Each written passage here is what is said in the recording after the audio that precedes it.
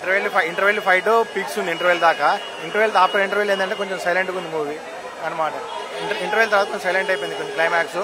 ఆ హీరోయిన్ అయితే ఒక సాంగ్ వరకే హీరోయిన్ ఉంది. ఏదో ఇంటర్వెల్ తర్వాత కొంచెం స్లో అయిపోయింది అందరు. ఇంటర్వెల్ ఫైట్ అయితే హైలైట్ ఉంది, వేరే లెవెల్ ఉంది అన్న. ప్లస్ ఒక సాంగ్ తీసేసాడు దావీడ్ సాంగ్, ఒకటి సాంగ్ లేదు ఇందులో.